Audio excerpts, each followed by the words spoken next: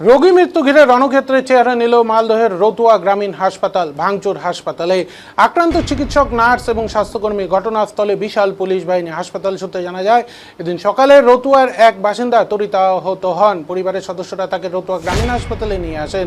সেখানেই তার মৃত্যু হয়। কর্তব্যরত চিকিৎসকেরা মৃত্যুর খবর পরিবারকে জানায়। অভিযোগ, পরিবারের সদস্যরা তা মানতে নারাজ। তাদের দাবি রোগী জীবিত। এই নিয়ে চিকিৎসক এবং পরিবারের সদস্যদের মধ্যে গন্ডগোলের সূত্রপাত হয়। অভিযোগ, এরপরই রোগীর পরিবারের সদস্যরা হাসপাতালে তাণ্ডব শুরু করে মারধর করা হয় চিকিৎসক, নার্স এবং স্বাস্থ্যকর্মীদের। এই ঘটনায় 5 জন আহত হন।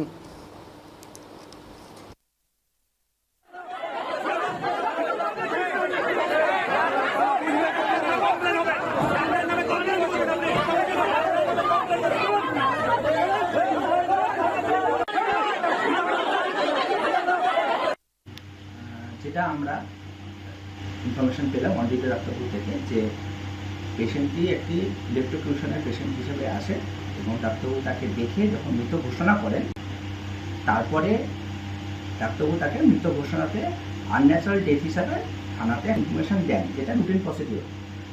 এবং থানা থেকে যখন তার পোস্টমর্টমের জন্য স্টাফরা আসেন, থানা থেকে কর্মীরা, তখন বোধহয় পেশেন্টের বাড়ির লোকজনের কিছু মানুষের একটা বক্তব্য ছিল, যেটা ডাক্তারবাবুদের কাছ থেকে শোনা গেছে এবং অনডিউটি স্টাফের কাছ থেকে, যে তারা পেশেন্টকে পোস্টমর্টম করাতে চায় না এবং নিয়ে যেতে চায়।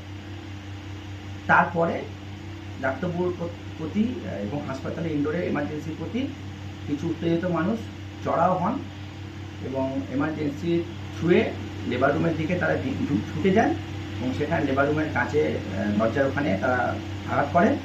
পুলিশ সেই সময় বাইরে ছিলেন, কারণ তারা অলরেডি এই পোস্টমর্টমের প্রসিডিওর যেটা হসপিটাল থেকে পাঠানো হয়েছিল সেটার জন্য তারা এসেছিলেন। তারা ব্যাপারটাকে সামাল দেন।